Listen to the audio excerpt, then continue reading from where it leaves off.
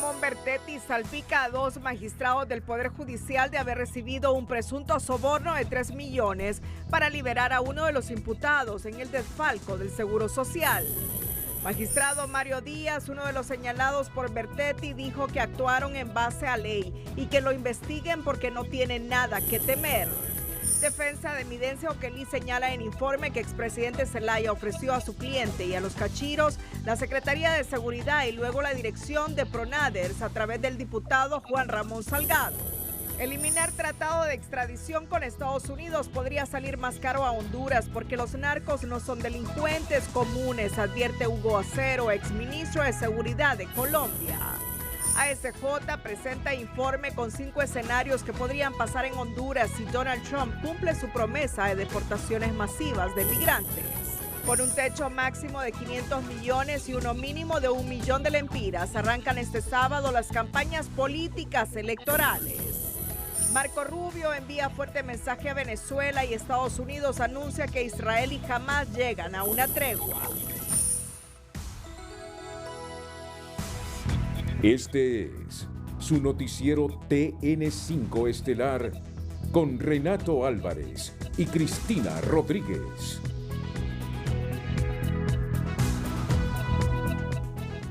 Un escrito redactado por el puño y letra de José Ramón Bertetti, exgerente administrativo del Seguro Social, que guarda prisión en la cárcel de Támara por el desfalco al Seguro Social, fue enviado al fiscal general Joel Zelaya, en donde denuncia y pide se investigue a 2 magistrados del Poder Judicial y otros funcionarios judiciales por los ilícitos de cohecho, prevaricato judicial, lavado de activos y extorsión. Los magistrados señalados son Mario Díaz y Nelson Mairena. Según el relato de Bertetti, los señalados recibieron 3.500.000 lempiras del empresario John Charles Bográn, implicado también en el saqueo de Lis. Bertetti relata que durante su estadía en la Penitenciaría Nacional, John Charles Bográn les confesó a él y a Mario Zelaya que entregó los sobornos a Díaz y a Mairena a cambio de ser favorecido con una resolución judicial. Bográn pagaba una sentencia de 19 años de prisión por lavado de activos hasta octubre del 2024, cuando previo a ser notificado de su liberación recibió la parte resolutiva firmada por los 3 magistrados de la Sala Penal y el secretario de la misma, Juan Ramón Cruz, el supuesto enlace para la recepción de la millonaria cifra, según indica el exdirectivo de Lis en su misiva. Bertetti dice que Bográn hasta les reveló que el dinero salió de un préstamo hipotecario que tramitó su esposa con una entidad financiera y que la reunión en la que se firmó el acuerdo de pago fue filmada. Bertetti dijo tener total disposición de declarar siempre y cuando se mantuviera en secretividad absoluta y se le garantizaran medidas extremas de seguridad en el centro penitenciario, dado que ha sido objeto de amenazas por parte de John Charles Bográn, una persona que tiene una relación de amistad y negocios con 2 privados de libertad en condición de extraditables, recluidos en el módulo de segregación y sospechosos de acciones del Crique Las Marías en Baracoa Cortés, según Bertetti. Este lunes el fiscal general Joel Zelaya dijo que investigan 2 magistrados del Poder Judicial y un alto funcionario del Poder Ejecutivo, así como un abogado privado por presuntos ilícitos que no adelantó. Buenas noches, Honduras. Bienvenidos a la emisión de este miércoles 15 de enero. La noticia del día es presentada por Claro. Activa tu Super Pack de 15 días con 40 gigas por 250 lempiras.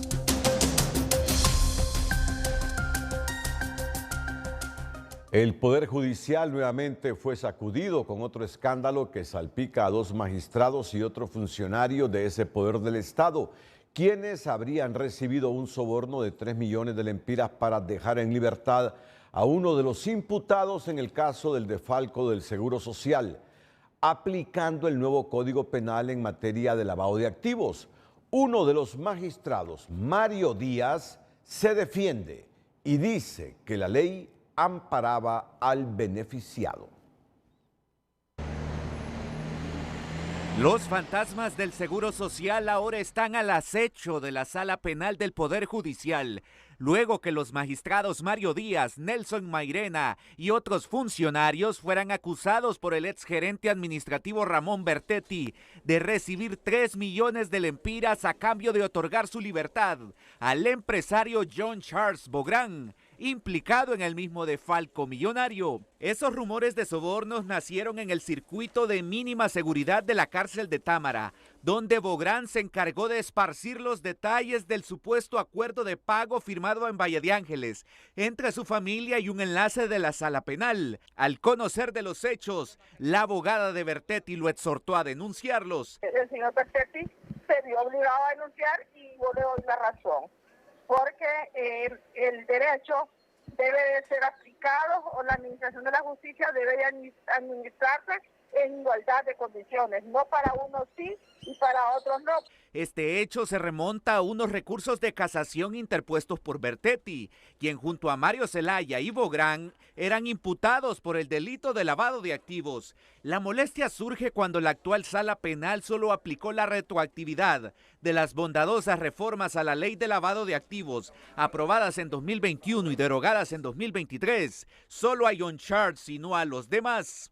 Al final, Bográn recuperó su libertad a finales del 2024, mientras Bertetti, quien continúa pagando por otro rosario de ilícitos, remitió su denuncia al Ministerio Público en noviembre. Pero el magistrado Díaz asegura que la ley amparaba a John Charles en este caso.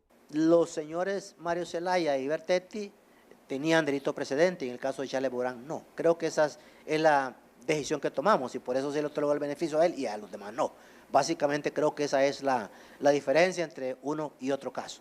Este tipo de señalamientos son comunes en el ámbito judicial, indica Díaz, quien dice estar tranquilo y sereno, pues comprende que el objetivo es desestabilizarlo, por lo cual espera con ansias la citación de la Fiscalía para esclarecer los hechos. Estaría encantado de que se presenten porque sé que no voy a estar ahí, porque en ningún momento yo he estado en tratos de esta naturaleza, no ha sido mi conducta, yo soy un juez de carrera.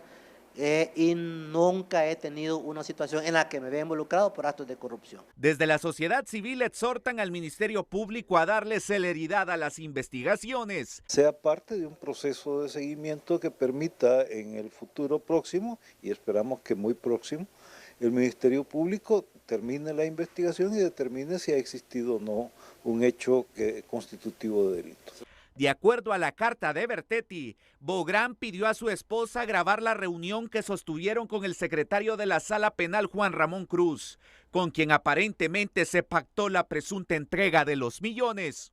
El retorno a labores en el Poder Judicial no pudo ser más turbulento. Primero la inclusión de la magistrada Sonia Dubón en la lista de actores corruptos y antidemocráticos del Triángulo Norte. Y ahora las denuncias contra estos dos magistrados, acusados de recibir sobornos a cambio de favorecer con sus resoluciones judiciales. José Miguel Álvarez, Telenoticias. La presidenta de la Corte Suprema de Justicia, Rebeca Raquel Obando, reconoció este miércoles que el Poder Judicial tiene una deuda histórica con la ciudadanía, que reclama una verdadera justicia y un trato igualitario sin privilegios de ningún tipo, especialmente por estatus económico, político o social. En ese sentido, indicó que la colaboración entre los órganos del sector justicia es fundamental para derrotar al enemigo en común, la corrupción. Es así que el Poder Judicial debe ser ejemplo de integridad, por lo que todos los servidores deben demostrar su compromiso con la justicia y la rendición de cuentas. Precisamente esta responsabilidad es lo que los ha llevado a que se presenten múltiples denuncias en contra de servidores judiciales que actúan al margen de la ley, de manera que es comprensible que algunos sectores se incomoden por ello, pero es su deber con la transparencia misma que comparten los 15 magistrados porque actúan sin temor ni favor. Magistrados Corte Suprema de Justicia actúan sin temor ni favor, defiende la presidenta de la Corte Suprema, Rebeca Raquel. El secretario de Planificación Estratégica de la Administración Castro, Ricardo Salgado, acusó este miércoles a través de sus redes sociales que sectores de oposición y medios de comunicación hacen campañas para no llegar a las elecciones porque quieren dar un golpe de barracas y por eso pasan acusando a las Fuerzas Armadas. Molesto por la información de narcotráfico que procede de informes del Departamento de Estado de Estados Unidos sobre Venezuela, Salgado señala que con esa información se quiere hacer creer que el país va camino a Venezuela. No quieren elecciones, pretenden un golpe de barracas, aseguró. Sin embargo, el propio jefe del Estado Mayor Conjunto, Roosevelt Hernández, ha asegurado recientemente que esa institución no se prestará para un golpe de Estado. Garantizamos que no habrá más golpes de Estado, ya que las nuevas generaciones de oficiales estamos firmemente comprometidos con el respeto al marco legal de nuestro país. Reconocemos la importancia de aprender de la historia y de fortalecer nuestra institucionalidad, asegurando que el respeto a la Constitución de la República y los derechos humanos sean pilares fundamentales en el cumplimiento de nuestra misión.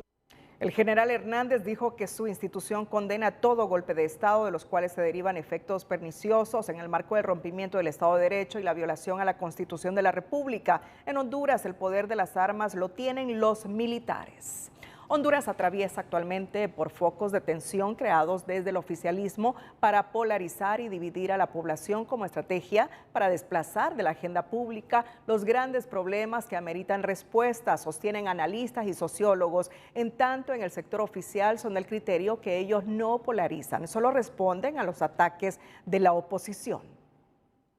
Desde la óptica y la pluma de algunos sociólogos, la puesta en agenda de temas controversiales y la polarización de la sociedad se convierten en una herramienta útil del gobierno para mantener dividida y entretenida a la población, con el objetivo de desarrollar planes ocultos. La confrontación, la polémica, el conflicto es parte de la esencia del Partido Libre.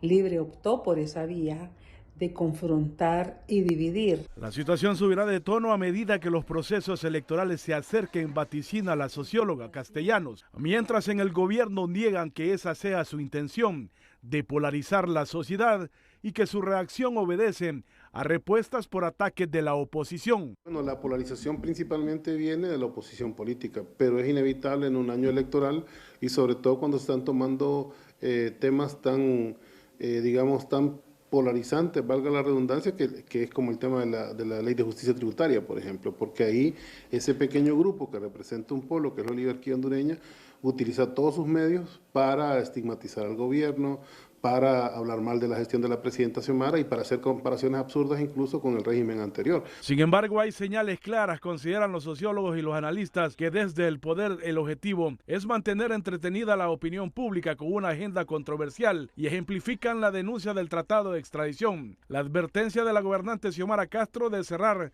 Palmerola, la captura de los generales, las actuaciones del fiscal general y el retraso de la agenda legislativa, entre otros. Que a mí le gusta mantener al país en zozobra, en crisis. Obviamente hay elementos que son signos de esa crisis que se está avecinando o que estamos en medio de una crisis ya. Según los expertos, este no es un problema exclusivo del país. Se presenta en otros gobiernos y sucede cuando desde la administración pública no existe capacidad de crear consensos y bienestar a la población. Por eso se acude a esa práctica de escándalos, intimidaciones, cortinas de humo y entretener a la sociedad, alejándola de los verdaderos problemas. Dicen algunos sociólogos que los discursos explosivos más las intimidaciones hieren hasta lo más profundo a un sector de la población, pero por otro lado ganan ovaciones y adhesiones partidistas. Actualmente lo que sucede en el país. Mario Landa, Telenoticias. Nuestra nota positiva se encuentra en la Manico Mayagua, en donde la Escuela Municipal de Arte abre sus puertas a 50 menores y adolescentes para aprender las técnicas del lienzo y el pincel. La noticia positiva es presentada por Farmafácil. Recetas para cumplir tus metas. Por la compra de 1000 empiras en nuestras sucursales, obtienes un boleto digital y participas para ganar. La Escuela Municipal de Arte del municipio de La Manico Mayagua cerró con éxito el 2024 y de igual manera inició el 2025. Y es que 22 jóvenes y 36 niños ya están matriculados para aprender de esta especialidad. De acá de la Escuela Municipal de Arte, de aquí del municipio de La Maní, y estas pinturas son hechas por niños y jóvenes de acá del municipio. ¿Cuántos cuadros tienen aquí representados hoy? Hay como 63. ¿Hecho por estos niños? Por los niños y jóvenes. ¿En qué edades tienen? Hay de 8 años a 12 y de 13 a 17, a 20 para que una muchacha. La Escuela Municipal de Arte tiene 3 años de funcionar y para este 2025 se espera que se continúen enseñando a niños y jóvenes del municipio de La Manico Mayagua. ¿Cuántos niños van a estar para el 2025? Van a estar jóvenes, van a haber 22 y niños 36.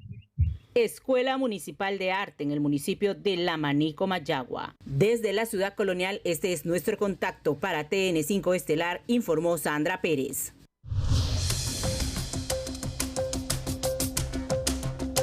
El exsecretario de Seguridad de Bogotá, Colombia, Hugo Acero, dijo hoy en el programa Frente a Frente que eliminar el tratado de extradición con Estados Unidos será un gran error, porque no se combate a una figura de delito común, sino a una organización transnacional. Y puso como ejemplo a Ecuador, un país que decidió en el gobierno de Correa eliminar la base de cooperación con Estados Unidos y hoy sufre los peores embates de la violencia, el narcotráfico y el crimen organizado. Porque es que sin los Estados Unidos es muy difícil enfrentar esto. A esa contundente conclusión llegó este miércoles en el foro Frente a Frente el exsecretario de Seguridad de Bogotá, Colombia, Hugo Acero. El apoyo estadounidense es esencial en la lucha contra el narcotráfico y crimen organizado que opera a sus anchas en los países de América Latina y está erosionando la democracia, consideró. Creo que hay que ponerle mucho cuidado. Y eso corresponde a los gobiernos. Si no hay acciones de seguridad, cooperación internacional, particularmente con los Estados Unidos, los países europeos y los países también de la región, va a ser muy difícil enfrentar esto. Y el riesgo más importante es que está en riesgo la democracia y podríamos estar cayendo precisamente en regímenes mafiosos que son mucho más peligrosos y mucho más autoritarios, como el caso venezolano. Acero opinó que Honduras sufrirá consecuencias graves tras la denuncia del tratado de extradición con los Estados Unidos, una herramienta que ha servido mucho a su país para luchar contra los narcos. Y yo creo que uno de los efectos graves que seguramente en el caso de Honduras se va a dar y se da es con la eliminación de la extradición, porque se elimina uno de los instrumentos. O sea, estamos ante crimen transnacional. ¿Cómo se combate el crimen transnacional? Con medidas judiciales transnacionales, y la extradición es una de las medidas internacionales transnacionales. A Colombia le ha servido. Son múltiples los colombianos que han sido extraditados. A renglón seguido, el colombiano ejemplificó el caso de Ecuador, que por orden de su entonces presidente Rafael Correa decidió eliminar la base de cooperación que tenía con los Estados Unidos y pasó de tener una tasa de 6 homicidios por cada 100.000 habitantes a 46. Ese es uno de los resultados de los gobiernos que flexibilizan la lucha contra el crimen organizado, aseguró. Hay gobiernos que flexibilizan ese control, flexibilizan la seguridad, y eso solamente beneficia a los criminales, y no solamente a los criminales nacionales. Hoy en Colombia está el cártel de Sinaloa, está Jalisco Nueva Generación, están los mafiosos albaneses, están todas las mafias. Colombia también en algún momento eliminó la extradición y fue su peor error, en los años 80, finales de los 80. Después de que mataron varios candidatos presidenciales y pusieron en riesgo la democracia, hubo que rehabilitar y volver a imponer la extradición. Asimismo, Acero enfatizó que herramientas como los tratados de extradición no comprometen la soberanía ni implican ningún tipo de injerencia, al tiempo que consideró necesario contar con cuerpos de seguridad y justicia transparentes para enfrentar los flagelos. La gente dirá que es injerencia, que pierden autonomía. No, es que estamos ante un crimen transnacional, no estamos hablando de ladrones de calle, no estamos hablando de ladrones criollos, estamos hablando de grandes empresas criminales. Se requiere cooperación transnacional, se requiere trabajo en equipo y sobre todo se requieren unas autoridades de seguridad y justicia realmente transparentes. Hugo Acero, quien por más de 16 años se ha desempeñado como funcionario público en materia de seguridad en su país, insistió en que la lucha contra el narcotráfico, que involucra también otros delitos como trata de personas, comercio de armas y la explotación minera, se combate con decisión y medidas contundentes y no con policías en las calles, para lo cual es necesario estrategias coordinadas y el apoyo internacional. Gabriela Lobo, Telenoticias. A escasos días de que vence el tratado de extradición entre Honduras y Estados Unidos, los analistas indican que se vienen tiempos sombríos porque la guerra por ahora la está ganando el narco y el crimen organizado, al saber que no serán extraditados y el país, con la débil institucionalidad que posee, no podrá combatir la lucha antidroga de carácter transnacional con políticas y estrategias con las que enfrenta la delincuencia común.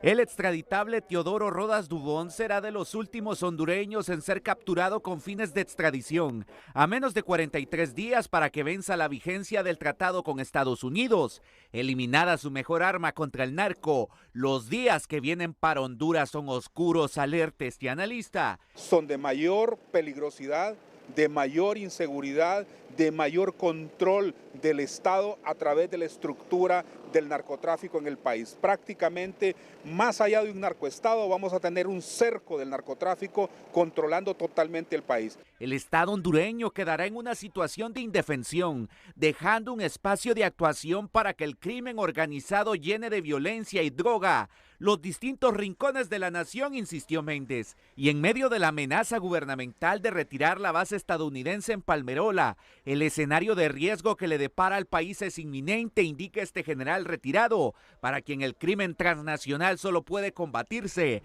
con estrategias de cooperación internacional. Salirse de la cooperación con nuestros aliados, entonces surgirían nuevos escenarios ya de violencia, de generalización de la narcoactividad, del consumo interno, afectación de la economía, llamémosle narcoeconomía, y todo eso que han sufrido algunos países en América Latina. Ecuador es uno de ellos. Las fuerzas de seguridad no serán capaces de controlar la situación que se avecina, menos cuando no tienen estrategias para luchar de frente contra las estructuras delictivas al más alto nivel, lamentó Maldonado. La justificación gubernamental para deshacerse de estos instrumentos gira en torno al respeto de la soberanía, pero esta profesional del derecho más bien considera que la extradición y la base militar estadounidense en Honduras son garantes de la misma. Si esos instrumentos que se dice que se justifican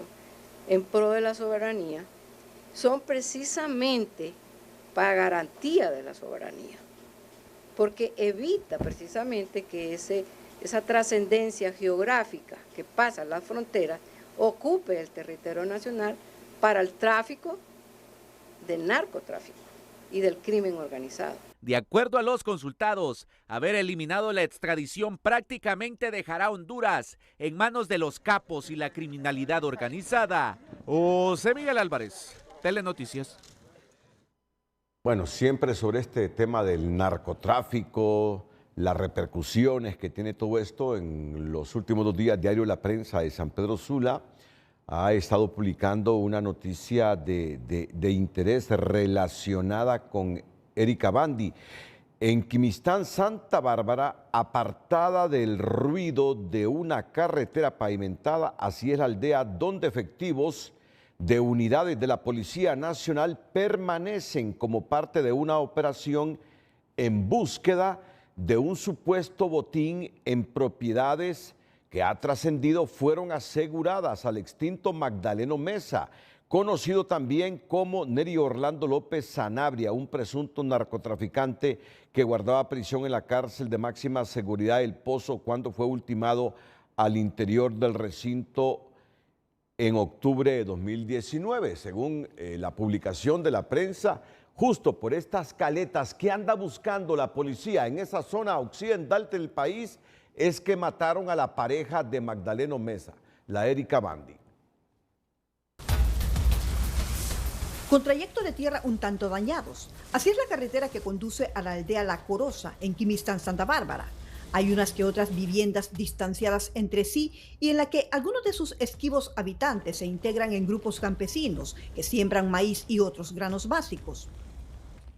Varios kilómetros adelante se encuentran algunas propiedades que supuestamente pertenecían al presunto narcotraficante Magdaleno Mesa, también conocido como Neri Orlando López Sanabria, asesinado en la cárcel de máxima seguridad El Pozo, en Ilama, Santa Bárbara, en octubre del 2019.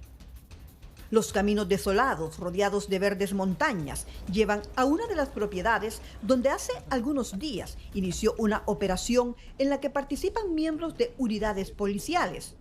La misma se desarrolla en completo hermetismo, tanto así que al llegar al lugar se restringe a captar imágenes. Peor aún, nadie informa de la acción en la que supuestamente andan en busca de un botín con dinero, armas y hasta oro, según ha trascendido en algunos medios escritos nacionales que además indican estaría escondido en barriles en una laguna artificial.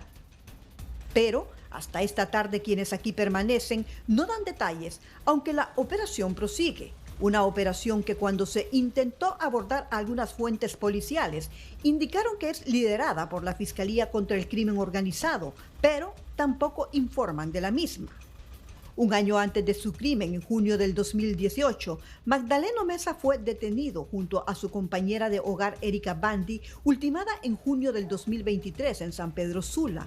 En los vehículos en los que se conducían en ese entonces se decomisaron más de $190,000, joyas y armas. Un informe de la Corte del Distrito Sur de Nueva York presentado este lunes por la defensa de Eminence Okeli revela que el exdiputado Juan Ramón Salgado, asesinado en la zona norte, fue el enlace directo con el entonces presidente de Honduras, Manuel Zelaya, y los cachiros, junto a Okeli, último al que le había ofrecido la Secretaría de Seguridad y luego la dirección de Pronaders, hecho que no se concretó tras el asesinato de Salgado. La Corte del Distrito Sur de Nueva York liberó este día un informe de la defensa del narcotraficante hondureño Eminence Okeli, previo a una audiencia que sostendrá en ese tribunal. En el documento se menciona el asesinato del exdiputado Juan Ramón Salgado y sus vínculos con el expresidente Manuel Zelaya en negociaciones con capos de la mafia hondureña, entre ellos los cachiros, a quien originalmente Zelaya les había ofrecido la Secretaría de Seguridad, pero luego les habría dicho que ello no sería posible, pero a cambio le daría la dirección del Programa Nacional de Desarrollo Rural Pronaders. Inicialmente, señala el informe, Eminence Okeli estaría en la Secretaría de Seguridad para impulsar el narcotráfico de los cachiros. El diputado Ramón Salgado era el enlace de Manuel Zelaya con Eminence Okeli y los cachiros, sostiene el documento.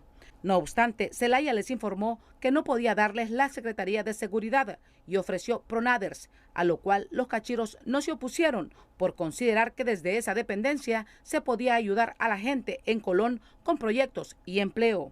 Acordamos entre todos los presentes que estábamos de acuerdo en aceptar esa propuesta, ya que nos parecía mejor que el Viceministerio de Seguridad, ya que en ese programa se desarrollaron muchos proyectos para generar empleos y ayudar a la población. Lamentablemente, semanas después, el diputado Juan Ramón Salgado Cuevas murió y con su muerte dicha oferta quedó sin valor ni efecto, y esto significó una pérdida para el departamento de Colón porque no logramos el objetivo de apoyar a la producción, cita el documento de la defensa de Eminence Okeli. Pero Salgado también habría ofrecido a Eminence Okeli la Subsecretaría de Seguridad, que tampoco se concretó. El cachiro David Leonel Rivera Maradiaga dijo que ello había enojado a Okeli al grado de planear el asesinato del diputado Salgado.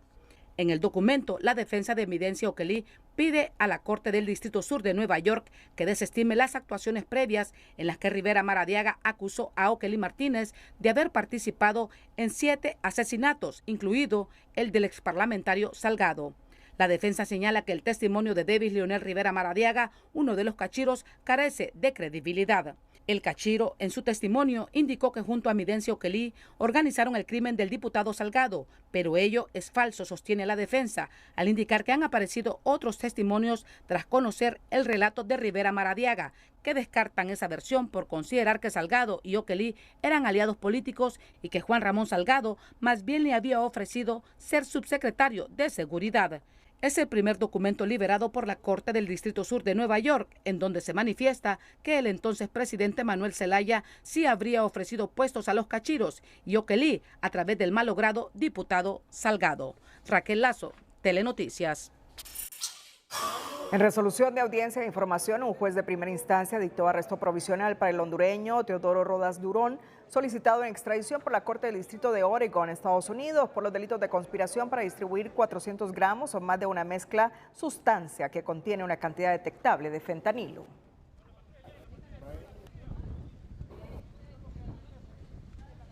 La parte resolutiva ha sido dictar la medida del arresto provisional, el cual deberá cumplirse en la Penitenciaría Nacional de Támara, en este departamento de Francisco Morazán, y la audiencia de presentación y evacuación de medios probatorios ha quedado agendada para el próximo lunes 17 de febrero a las 10:30 de la mañana. Nosotros como defensores hemos solicitado la copia del expediente, ya se nos informó de manera verbal, pero vamos a hacer lógicamente nuestro trabajo, un análisis más profundo y considerar pues qué es lo que a criterio nuestro pues es lo más favorable para este caso del señor Rodas. El juez de extradición ordenó enviar oficios a los juzgados y tribunales de la República para que informen si existe alguna causa abierta o en proceso de ejecución que impida, al menos hasta su cumplimiento, si procediera a otorgar la solicitud de extradición de Rodas Durán. La Asociación para una Sociedad Más Justa, ASJ, presentó este miércoles el informe Impacto de las posibles deportaciones masivas en Honduras, el cual reveló el sombrío panorama que le espera al país con los posibles retornos anunciados por la nueva administración Trump, sin que hasta la fecha el gobierno haya informado estrategias para mitigar el impacto de las medidas anunciadas. De acuerdo con el informe, al menos 120,000 hondureños podrían ser deportados solo el primer año de Trump en el poder, provocando una reducción del 20% en las remesas, traduciéndose en 1.789 millones de dólares que dejarían de llegar al país. Por otro lado, la amenaza de Estados Unidos de imponer aranceles del 25% a productos de otras naciones impactaría fuertemente al considerar que el 51% de las exportaciones van hacia los Estados Unidos. Finalmente, la ASJ advirtió acerca de la no renovación del estatus de protección temporal que acoge a unos 55,000 compatriotas que serían retornados a Honduras, la reducción de al menos 350 millones de dólares asignados a USAID para programas de salud, agricultura, justicia y anticorrupción, así como el recorte de ayuda militar y antinarcóticos. Son al menos 5 de los posibles escenarios presentados este día por esta instancia de sociedad civil. En los albores de asunción de Donald Trump, la ASJ presentó 5 escenarios posibles que podrían afectar el país si se aplica el plan de deportaciones masivas, entre los que destacan las remesas, imposición de aranceles y recortes de ayuda que obligan al gobierno de la presidenta Castro a tener un plan de contingencias y una política migratoria integral ante el huracán que se avecina. Deportaciones masivas, reducción de las remesas, imposición de aranceles a productos hondureños, recorte de fondos internacionales y de la ayuda militar y antinarcóticos son algunos escenarios a los que podría enfrentarse el país tras la toma de posesión de Donald Trump en los Estados Unidos. El impacto podría ser desolador y el principal golpe se sentirá en la economía nacional. Son cerca de 9,000 millones de lempiras los que se reciben de manera anual. Con respecto en tema de remesas, representa el 26% del Producto Interno Bruto y a partir de ahí pues el impacto económico que va a sufrir la economía hondureña en ese sentido. Por otro lado, son entre 200, 250, 260 mil personas que necesitarían un nuevo empleo. ¿Quién proporcionaría ese nuevo empleo cuando la inversión se está alejando en el país? Dentro de 5 días, Donald Trump asumirá su segundo mandato presidencial con la amenaza de deportar 11 millones de indocumentados en sus 4 años de gobierno, entre ellos gran cantidad de hondureños. En el COEP declaran su preocupación por el impacto que estos masivos retornos tendrán en materia de inversión. Esto va a tener un impacto también en los inversionistas, ¿verdad? Entonces, ¿cómo atraemos, cómo garantizamos mantener lo que ya tenemos en inversión y al mismo tiempo atraer nueva inversión para generar esos puestos adicionales que necesitamos en el mercado laboral? Ante las inminentes acciones del gobierno estadounidense, la preparación es clave para salvaguardar el bienestar de los hondureños en el país, tomando en cuenta el riesgo en que se encuentran al menos 120,000 compatriotas que podrían ser retornados solo durante el primer año de la administración Trump, lo que provocaría una reducción del 10% de las remesas. Las remesas representan casi 10,000 millones de dólares que ingresan a nuestro país anualmente, y eso es un tema de prioridad y de seguridad nacional y así se está tomando. Prueba de ello es el acercamiento que están teniendo las autoridades hondureñas con las autoridades norteamericanas. No estamos esperando que Donald Trump llegue al poder, ya se está en plática con el gabinete. Pese a lo anterior, la percepción de este analista es que la presidenta Castro no ha presentado un plan claro para mitigar los efectos de las políticas estadounidenses. No hay planificación, es lamentable, no hay plan B, no hay C, no hay ningún plan, ¿verdad? Y estamos únicamente viviendo el día a día, como muchos de los hondureños que no tienen un trabajo adecuado para poder solventar su problemática. Según un informe de la ASJ, la nueva administración Trump, con un enfoque enérgico en políticas migratorias y comerciales, provocará graves consecuencias en el país como incremento de desempleos, aumento del crimen organizado y la extorsión, y un descontento social y político que podría acrecentarse si el gobierno no cuenta con un plan adecuado para atender la problemática. Gabriela Lobo, Telenoticias. Este emprendedor hondureño destaca con pizzas artesanales al mejor estilo europeo.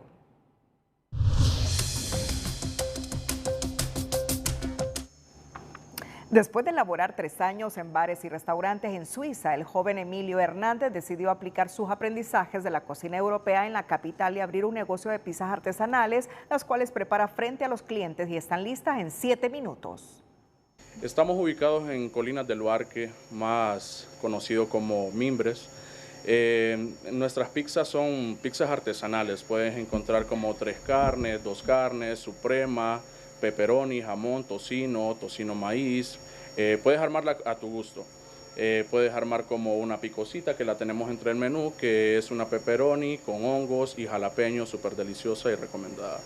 Según Hernández, el cliente puede seleccionar en el momento la variedad de la pizza que desea degustar si visita su negocio, pero también cuenta con el servicio a domicilio a través de una llamada o redes sociales. Se pueden ubicar conmigo, mi número telefónico es el 9743-3480 y les estaré atendiendo con mucho gusto. ¿En redes sociales lo pueden buscar? En redes sociales pueden buscarme en Facebook como Madis Pizza.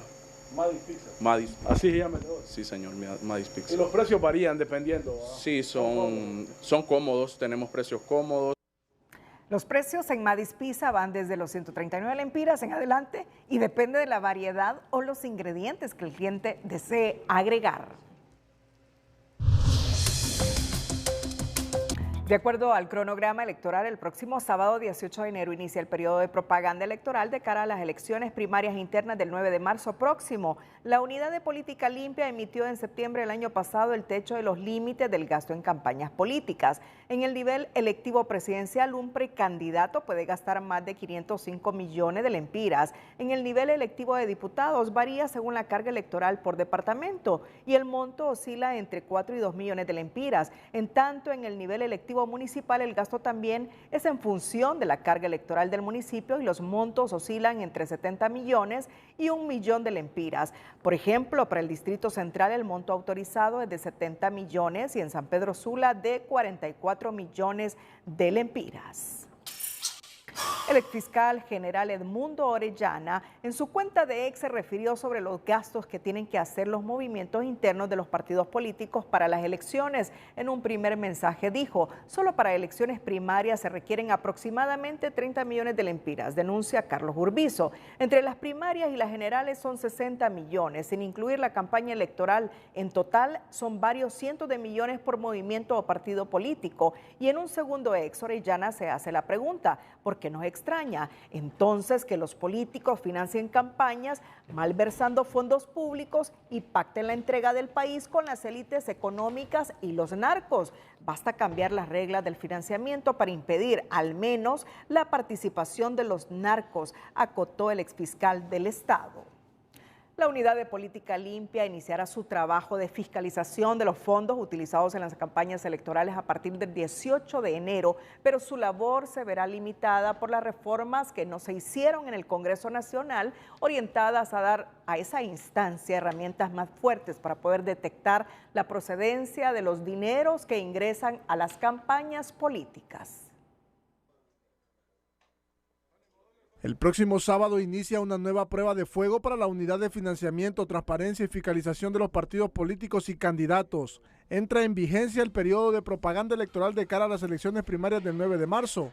De que a partir del sábado 18 ya empezaremos a ver publicidad por parte de los precandidatos, comenzaremos a ver también la mayor inversión en pautas publicitarias de radio, televisión, pancartas, vallas, banners, en las diferentes carreteras, departamentos y municipios del país, a lo que estamos acostumbrados ya los hondureños a ver en cada proceso electoral. El papel que juega la unidad fiscalizadora es importante, pues debe detectar el origen de los fondos que utilizarán los precandidatos y movimientos de los partidos políticos para llevar a cabo sus campañas de propaganda electoral. En ese sentido, la unidad de política limpia juega un papel muy importante. Deben de estar ya todas las cuentas de los precandidatos a cargos de elección popular abiertas antes del inicio del 18 de enero, porque eso va a garantizar que los fondos con los que se financie la propaganda electoral son de origen lícito, son de origen cierto, y se va a evitar el financiamiento ilícito del crimen organizado y la corrupción. Este miembro de sociedad civil tiene serias dudas que la unidad de política limpia, a las puertas del pitazo inicial de las campañas electorales, pueda vigilar los dineros sucios, ya que va con las mismas herramientas. El problema es que no se han hecho las reformas en el Congreso que le dan una posición más fuerte a lo que es el trabajo de la unidad de política limpia. Y sin estas reformas, pues sencillamente vamos a tener el mismo escenario que tuvimos en elecciones anteriores de parte de esta unidad. En el caso de un precandidato presidencial, el límite de gasto de campaña es de 505 millones de lempiras, algo cuestionado por este aspirante presidencial del Partido Nacional. Si alguien puede gastar 500 millones, 200 incluso que se gastaran, entonces, ¿cómo lo va a recuperar? O sea, ¿de qué manera lo va a recuperar si en los 4 años no llega ni siquiera a ganar 15 millones de lempiras uno, como presidente de la República? Entonces ahí es donde se meten a narcotráfico, se meten a robar y se meten a cosas irregulares. Recientemente el Observatorio de la Democracia en un monitoreo se preguntó quién financia las campañas, pues solo en el 2024 los aspirantes presidenciales realizaron varios eventos políticos sin que se conozca un informe por parte de la unidad fiscalizadora que diga cuánto y de dónde salió ese dinero para financiarlos. El diputado y precandidato presidencial nacionalista Jorge Zelaya denunció que las autoridades del Comité Central del Partido Nacional no le quieren devolver 125,000 lempiras que esa institución política pide para la participación de los movimientos en las elecciones internas del partido, es decir, para elegir las autoridades del Comité Central. Que me devuelvan 125,000 lempiras porque nos estaban pidiendo para participar en el proceso de las internas. Y en forma arbitraria han dejado 2 movimientos fuera, es decir, el de Urbizo y el nuestro, lo que demuestra otra vez el favoritismo del oficialismo. Sin embargo, no van a poder detener el voto de la gente, así se lo digo, pero también lo que quiero es que me devuelvan mi dinero. Zelaya cuestionó que exista favoritismo hacia un lado del oficialismo en el Partido Nacional, ya que quieren continuar imponiendo su voluntad de cara a las elecciones primarias. La precandidata a alcalde de Marcala La Paz por el Movimiento Nacionalista Avanza, Martina Gámez, llegó al Consejo Electoral junto a otros precandidatos para reclamar inconsistencias en las papeletas electorales. Pues cuando nosotros miramos las papeletas aquí en el Consejo Nacional Electoral, pues aparecen otras personas que no son las que nosotros enviamos, incluso fotografías de los candidatos que no son las que nosotros hemos enviado, aparecen otras fotografías. Entonces eso es un atropello, ¿verdad? A nosotras como mujeres, porque anda la otra compañera Diopa Toro también ahí, y es un atropello a las mujeres, a la participación política.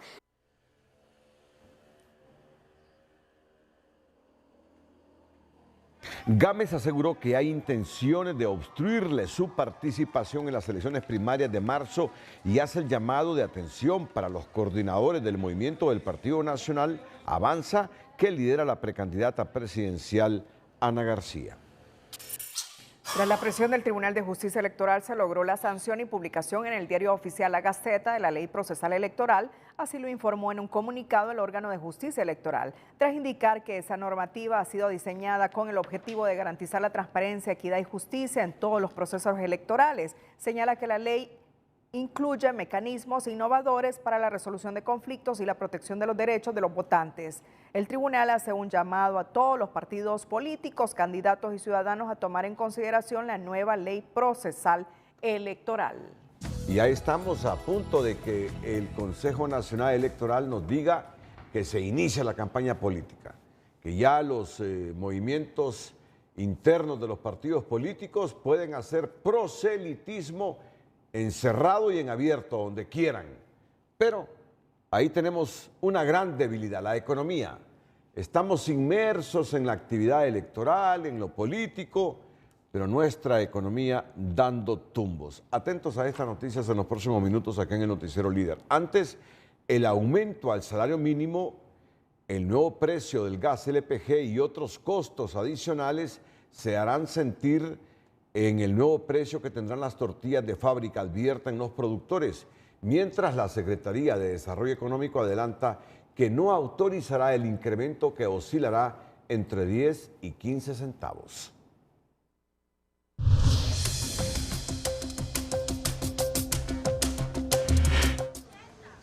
El precio de la tortilla de fábrica podría incrementar entre 10 y 15 centavos, advierten los productores, al argumentar que subió el salario mínimo, se disparó el LPG en 33 lempiras por galón y otros insumos aumentaron entre 400 y 600 lempiras. Y se va a dar es por el incremento que hemos tenido de una forma increíble en la escalada al precio del LPG y a los insumos. Ahora todo el mundo argumenta que por deslizamiento del dólar, que por eso tenemos los insumos caros.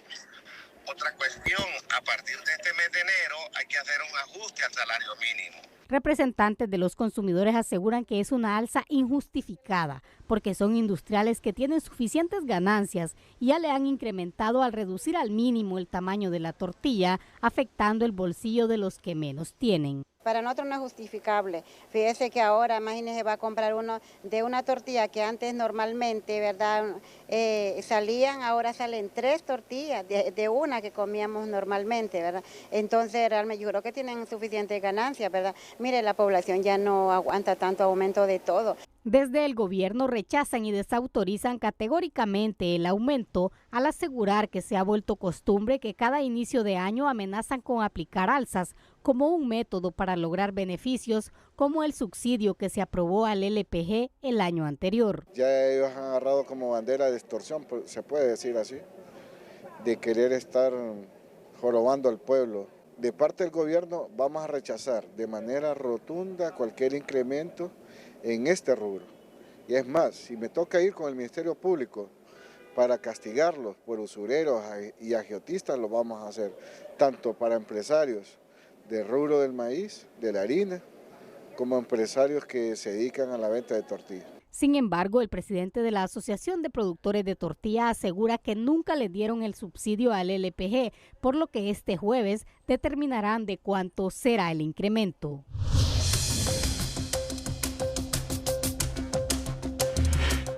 En Educación Financiera te contamos en qué consisten los llamados gastos silenciosos, gastos vampiros y gastos fantasmas que a veces pueden ser perjudiciales para nuestras finanzas.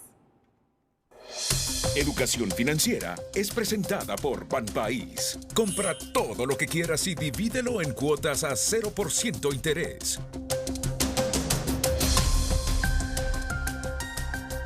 ¿A qué se les considera gastos hormiga y por qué hay que evitarlos?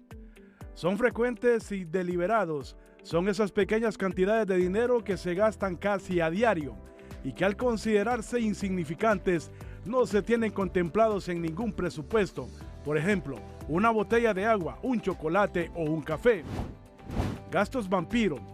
Son involuntarios y ocurren por descuidos. Son gastos fijos que ocurren de forma silenciosa y consumen recursos de manera continua. Por ejemplo, dejar luces encendidas o los aparatos de modo de espera. Gasto fantasma. Es un tipo de consumo que realizamos en el hogar. Son gastos fijos que ocurren sin darnos cuenta, como la suscripción a plataformas de streaming o app, o pagos de servicios que no se utilizan. La directora de la Cámara de Comercio e Industria de Tegucigalpa, Paola Díaz, reiteró que el sector de la micro, pequeña y mediana empresa es la clave para la economía hondureña, pero el 85% de esos emprendimientos no sobreviven los primeros 5 años, por lo que aseguró que es urgente que se apruebe una nueva ley de fortalecimiento a la MIPYME a fin de incentivarlas a formalizarse y ser sostenible. Alrededor del 85% de las empresas, sin importar su tamaño, no logran superar la barrera de los 5 años.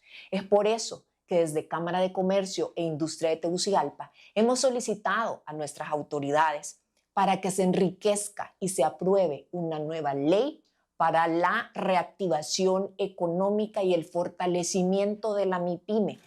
Díaz destacó que el sector MIPYME genera cerca del 80% del empleo total en Honduras, lo que representa aproximadamente 1.4 millones de personas asalariadas. Además, muchas de estas empresas son lideradas por mujeres, quienes desempeñan un rol crucial en el fortalecimiento del emprendimiento y el bienestar de sus familias, por lo que el apoyo a este rubro es esencial para el desarrollo económico de Honduras. Autoridades de la Comisión Reguladora de Energía Eléctrica sostuvieron una reunión con la gerencia de la ANE este miércoles para informarles sobre las proyecciones del déficit de energía que se prevé este año, la licitación de 1.500 megavatios que sigue pendiente y la aprobación de nuevas normativas para que la estatal eléctrica evite los apagones en este verano. Ya en el inicio de la época de verano, que es la época de mayor consumo y en la cual el sistema eléctrico presenta más problemas. Nosotros estamos emitiendo algunas normativas que le permitirán a la ANE ser mucho más eficiente, ser mucho más expedito para la compra de generación, que le permitirá tratar de suplir la demanda y evitar que puedan haber desconexiones a los abonados. Hay procesos clave que debemos coordinar entre todos, como la licitación de los 1.500 megawatts, la licitación de las baterías de almacenamiento de energía, las licitaciones de las líneas de transmisión más importantes para el país, así como temas de tarifas, regulatorios. También abordaron el tema del Programa Nacional para la Reducción de Pérdidas, las acciones a tomar para mejorar el servicio de energía durante este 2025, informaron.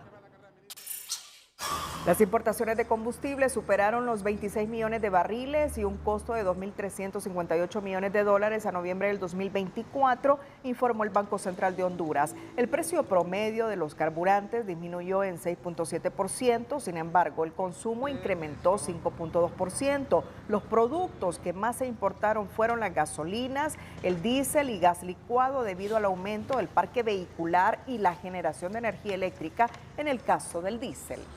En el juzgado penal en materia de criminalidad organizada y corrupción se desarrollará este jueves en horas de la mañana audiencia preliminar en la causa seguida contra el juez Marco Vallecillo, detenido el 17 de agosto de 2024 por orden del fiscal general Joel Zelaya y posteriormente acusado por el delito de extorsión agravada. Vallecillo está por cumplir 5 meses en prisión mientras su defensa privada gestionaba la recalificación del delito de extorsión al delito de concusión, petición que el Ministerio Público y la Corte de Apelaciones denegaron en su tiempo. Junto al juez Vallecillo también fue detenido el abogado Nelson Omar Sierra cuando un testigo protegido les entregaba 3 millones de lempiras que supuestamente eran para el esposo de la presidenta del Poder Judicial. El caso se mantiene en secretividad.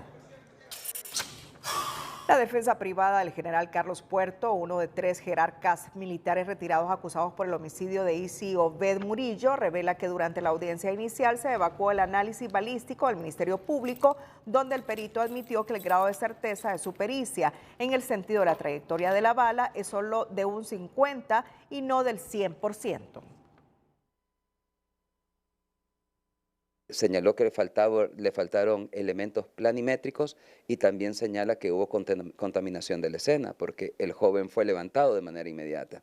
De tal manera que no hay elementos válidos para establecer una trayectoria certera y evidentemente esto genera la gran duda que no se sabe cuál fue el proyectil que dio muerte al joven y de dónde provino.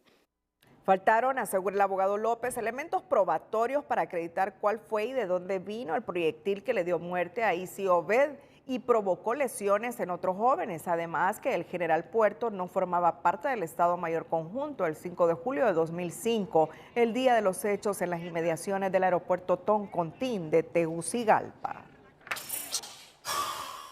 En otra información, luego de debatirse entre la vida y la muerte por 14 horas, este día falleció el niño Ismael Antonio Antúnez, de apenas 2 años de edad. La gravedad de las quemaduras que sufrió durante un incendio en su vivienda fueron letales, aseguran los médicos, quienes también cuestionan la falta de una unidad de quemados en la zona atlántica de Honduras. La atención oportuna en la emergencia de pediatría, todo el equipo de pediatras, cirujanos estuvieron al tanto ¿verdad?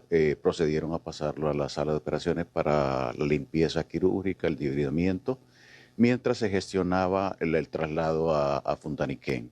Se hizo toda la logística respectiva, pero la Fundaniquén recomendó por la gravedad del niño, el estado crítico, no moverlo porque posiblemente iba a fallecer en el traslado de nuestro hospital al aeropuerto o el helicóptero que lo iba a trasladar, pues probablemente en el camino iba a fallecer. En realidad es lamentable, o sea, no contamos con una unidad, como le comentaba, de quemados para estos casos en donde realmente se necesita todo un equipo entrenado de especialistas y una sala funcional para la atención de los mismos. Entonces no contamos con ello. El menor murió la madrugada de este miércoles, pese a todos los esfuerzos del personal médico, pediátrico, y su velatorio y entierro será en la ciudad de La Ceiba este jueves. Una adolescente de 16 años de edad que fue arrastrada por el río Chamelecón la tarde del martes al intentar tomarse fotografías con sus amigas continúa desaparecida pese al esfuerzo y búsqueda de familiares y el cuerpo de bomberos en San Pedro Sula. Este río Una tarde que comenzó como un momento de alegría se convirtió en una tragedia que deja a la familia Gómez sumida en el dolor.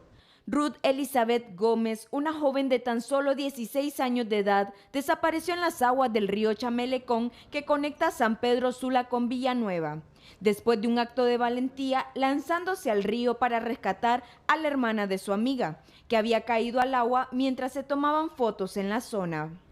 Como que estaban tomándose fotos acá y bañando y no sé qué estaban haciendo.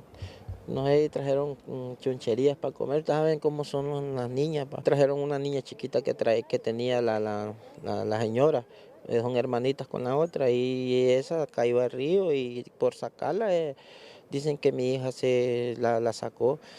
Y entonces vinieron y se estaban ahogando las tres y vinieron unos muchachos y la sacaron, pero ya mi hija iba bien al profundo. Y ella pedía auxilio de que la auxiliara, pero no hubo nadie que la auxiliara. Ella comía, gozaba, miraba tele, tenía todo, pues. Lo único que ella le llevó a la desgracia fueron las amistades que consiguió. Ella es la que le llevaron a la muerte. Los familiares de la menor, que hace 5 días había escapado de su casa, se enteraron de la tragedia por las redes sociales e iniciaron su búsqueda, sumándose este miércoles el cuerpo de bomberos. Lo que estamos haciendo es hacer turbulencia con la lancha para ver si logra flotar, si no tenemos que seguir río abajo buscando el cuerpo a ver si se logra encontrar. Frente a una nueva generación que es absorbida por la tecnología y las constantes distracciones mentales que esta conlleva, para este sociólogo es lamentable ya que están expuestos a una serie de factores negativos que influyen en su forma de actuar. La distracción mental que pueden tener para poder generar y construir cosas positivas que le ayuden a mejorar su condición de vida. Por eso debe de haber una regulación por parte de los padres. Yo sé que es bastante difícil lidiar con este tema tecnológico, pero es importante que se tomen medidas al caso para no llegar a consecuencias nefastas como la que estamos viendo. Hasta el momento, los esfuerzos de búsqueda no han dado resultado y el cuerpo de la menor sigue sin ser encontrado. Su desaparición se suma a la lista de trágicas pérdidas de jóvenes ahogados en las peligrosas aguas del río Chamelecón, con su caudal impredecible y corrientes traicioneras. Nuestro corresponsal Héctor Madrid en Colón nos informa de último minuto que unas 14 personas fueron detenidas y les decomisaron 8 armas de fuego cortas y largas. Los detenidos junto a las armas decomisadas están siendo presentadas en la UNMED 19 en Trujillo. Las autoridades investigan si se trata de un grupo campesino que se aprestaba a invadir una finca de palma o se trasladaban a otro acto ilícito.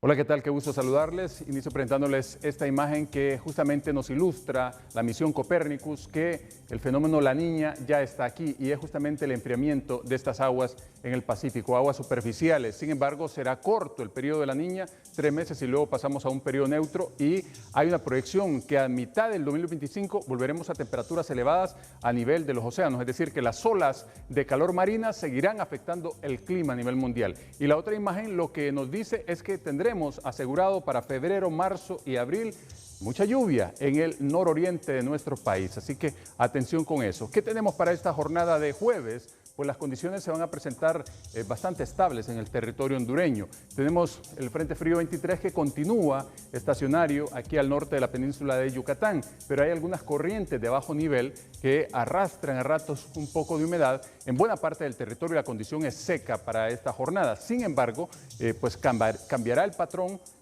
con el viento del noreste en algunos puntos del oriente y algunas zonas del norte que podrían experimentar alguna precipitación aislada. De hecho, las proyecciones eso nos están indicando, justamente cómo aparecen algunos puntos de precipitación. Solamente en horas de la mañana de este jueves, hacia la tarde se despeja y tenemos pues una condición totalmente estable. Así que las probabilidades son muy bajas en acumulados. Y en cuanto a temperaturas, pues sí, vamos a continuar con temperaturas muy cálidas en la zona sur, 37, 38, en el sector de Choluteca, Valle y los municipios colindantes con El Salvador, y luego las temperaturas en general pues permanecerán por debajo de los 30 grados Celsius en buena parte del territorio, con un índice ultravioleta que afecta el sur, centro y occidente con 10, que es bastante elevado. De hecho, aquí lo vemos, que desde 7 en adelante se vuelve peligroso hasta 17, entonces hay que usar protección solar, por favor. Y finalmente, el oleaje, la altura máxima,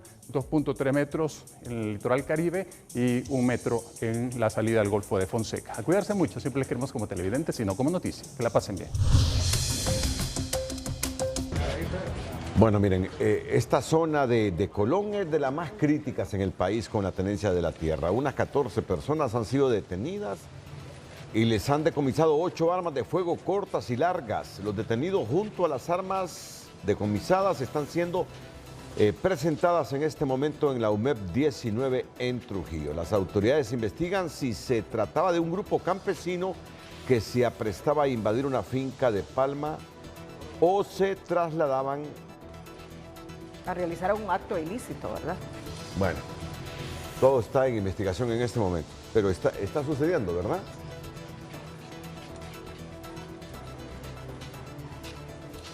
Bueno, es una zona crítica desde hace muchas décadas, Colón. Sí, inestable por este asunto de la tierra. Cerramos la emisión estelar a continuación, las 5 de TN5. Feliz noche.